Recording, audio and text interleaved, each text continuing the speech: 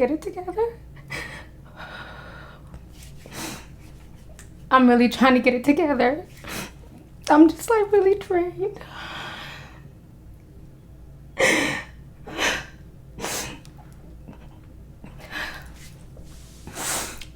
Okay. I know I just posted a video on Instagram, and when I tell you like my head hurts and I'm just going through a lot, there's so much going on and it's so depressing. It's so sad and makes you worry about your family. Y'all know I got brothers, I got sons, uncles, cousins.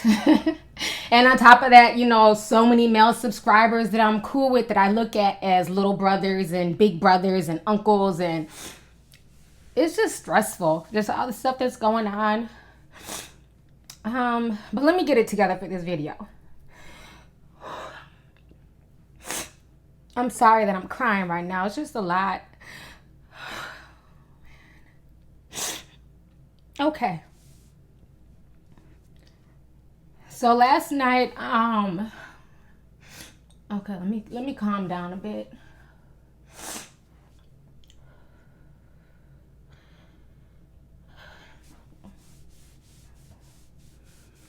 Okay. I'm just human, y'all. I don't know how to be fake, and y'all know that. I'm just a regular person, and stuff like this really hurts. You know, when I see innocent people dying and losing their lives. And I remember a long time ago, this youth pastor, I was in church and I was like 13 at the time.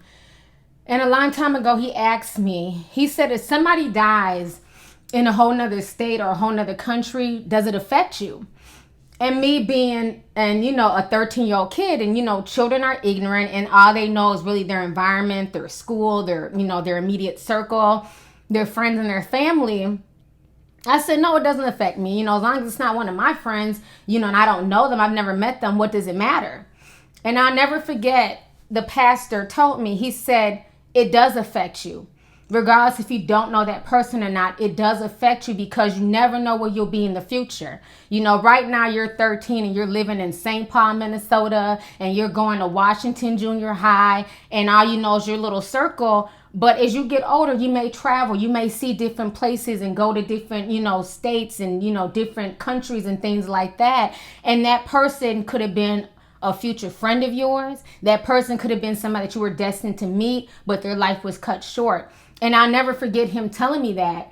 And, you know, being a 13-year-old kid, you know, there's no YouTuber, you know, anything like that. And I never realized that I would go so many places and meet so many different people and go to so many cities, and not even go, but live in so many different cities. You guys know, I grew up in St. Paul. I grew up in Minnesota. I lived in North Carolina and Charlotte for 10 years. So I have a lot of, you know, roots down in the South. You know, now I live out in LA, and, you know, I travel all the time, and I bring my kids with me when I travel so they can see different things and meet different people and get different experiences. And so last night, you know, I was on social media. There was a lot of craziness going on. I even had a mini drag session. You know, that was funny on Twitter. But I had taken time off. I said, let me get off of, you know, Twitter and all that, because I was on there for a while. So I went to go wash my hair and, you know, do all this stuff and just kind of chill and talk to my mom and stuff like that. And Nakaya, who's one of my subscribers, I met her when I was in New York back in October. She hit me up on Twitter and she was like, T, do you see what's going on in Falcon, Minnesota? Is that near you? And I'm like, huh? And I was like, no, I haven't even turned on the TV. I said, what's going on? And then her and somebody else, and I forget the person, they sent me a link to Lavish Reynolds' Facebook page. And I click on there and I'm like in disbelief at what I'm watching. You know, literally watching this man die and watching how calm this woman is, and, you know, watching this police officer, you know, literally fall apart in hysterics as if he didn't just take somebody's life. And so as I'm watching it, something said, TT, download this video.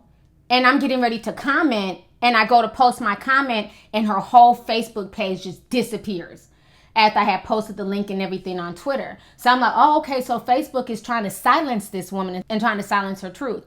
So I went ahead and re-uploaded the video onto my website. And, we had a pretty long discussion last night. And it was hard. It's like a really small city. It's closer to like Rosedale and stuff like that.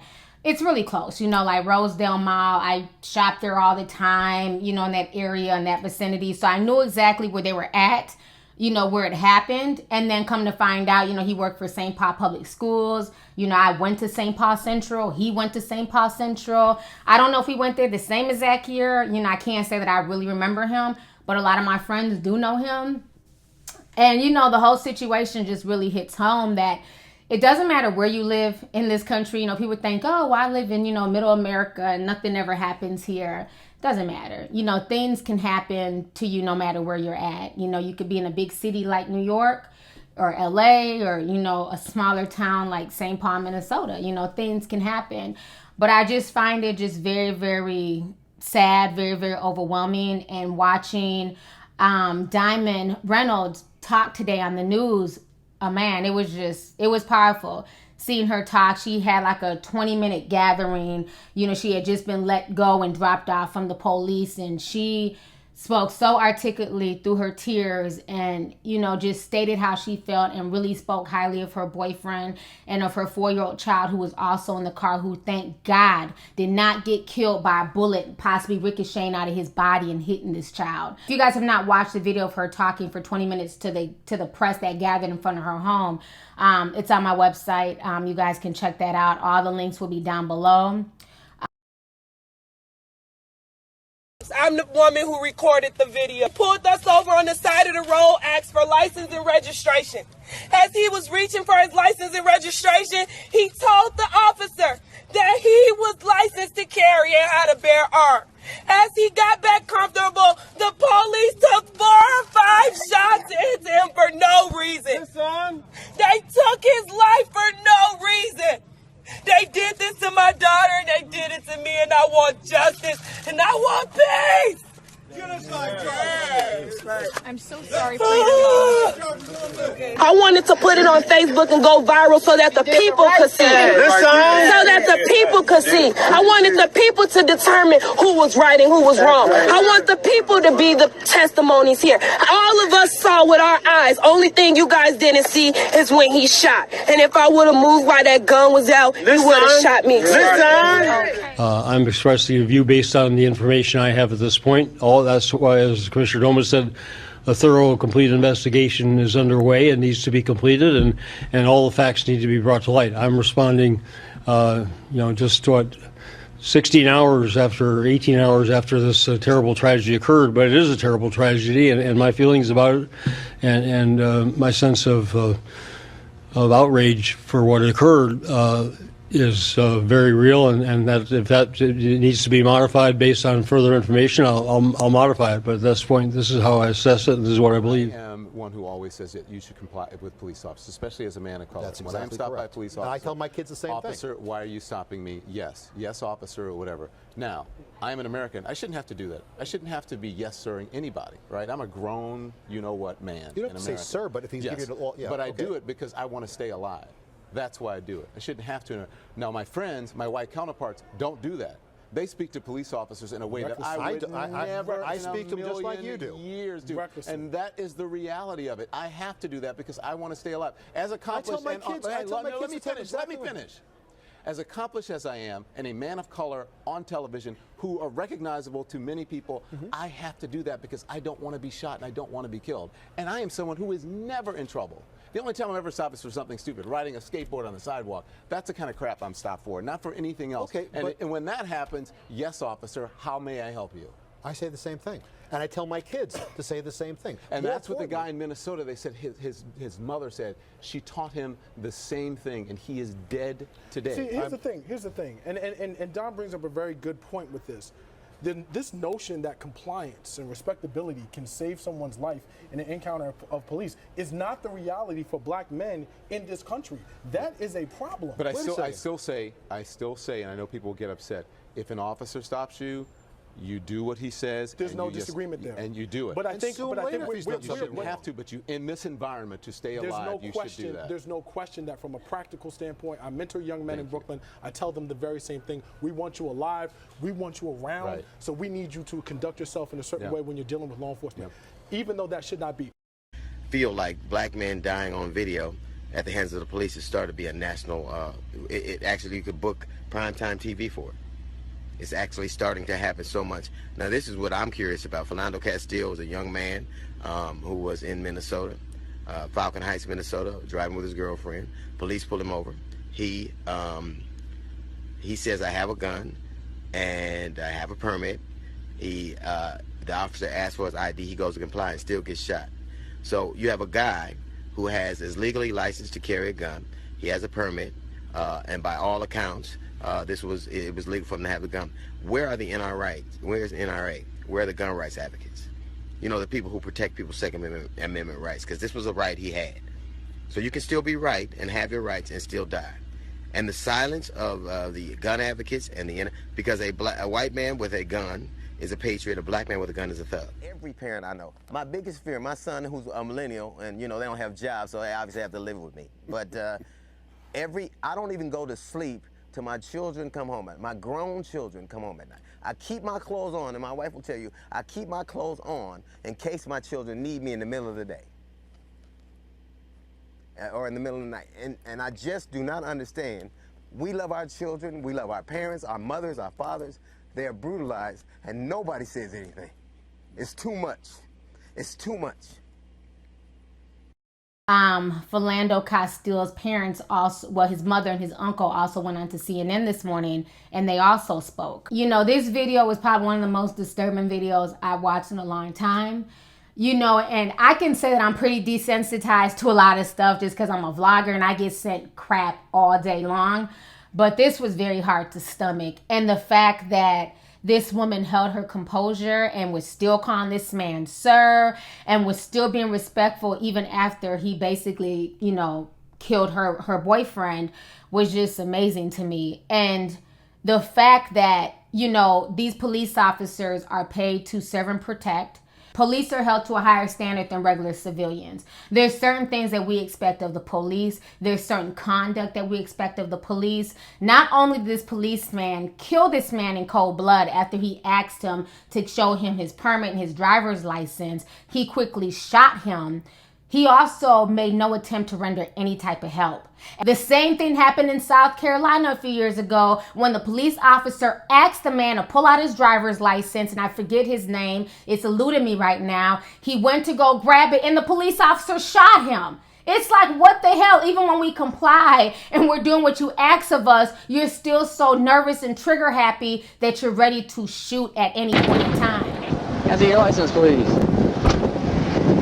Get out of the car! Get out of the car! Get on the ground! Get on the ground! I just got my license. You think you're my license? I grabbed my license right there. That's my license right there. Put your hands behind your back. Put your hands behind your back. Put your hands behind your back. Put your hands behind your back. Put your hands behind your back. What did I do, sir? Are you hit? I think so. I can't feel my leg. I don't know what happened. I just grabbed my leg. Brakes on 86690 at 1050. You know, it's really, really scary out here. And I see a lot of people making excuses and deflecting. Well, what about Black Lives Matter? What about Chicago? What about black on black crime?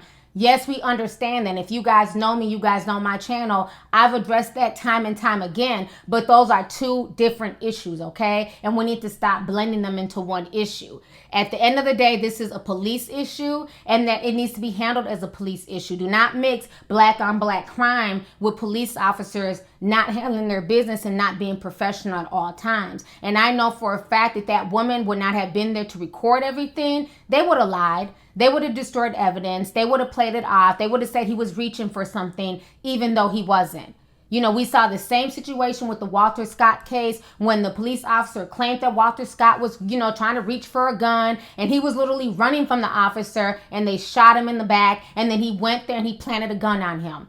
And that man was caught on tape. So imagine all the shit that goes on where there's no video evidence, there's no cell phone, and there's nobody caught on tape. And that's what bothers me the most, is the shit that we don't see. These are just the videos that we do see. This is the stuff that just goes viral. What happens to all the people who lose their life unfairly by the police, who will never get justice because there's no evidence? Or the witnesses are so scared to speak out against the police because they know, something could possibly happen to them. So on top of everything happening with Philando, a lot of people on social media talking about it today. Of course, the story went viral. A lot of celebrities were talking also, and so many people's names were trending. Tila Tequila started trending because she claimed that he was a Crip gang member, and she was talking all this bullshit. People was going in on her. Bobby Valentino decided to talk about black on black crime. Folks started dragging him, but then he came out with a video basically defending himself. Prince Jackson, who was Michael Jackson's son, came out talking about all lives matter, so folks started dragging him.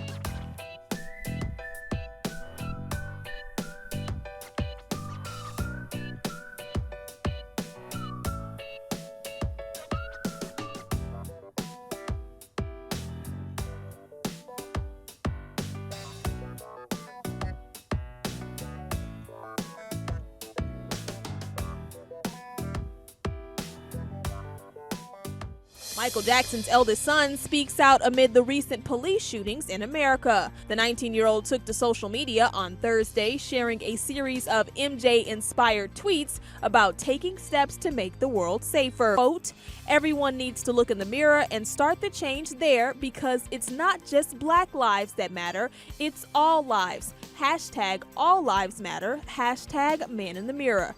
If you want to make the world a better place, take a look at yourself, then make a change.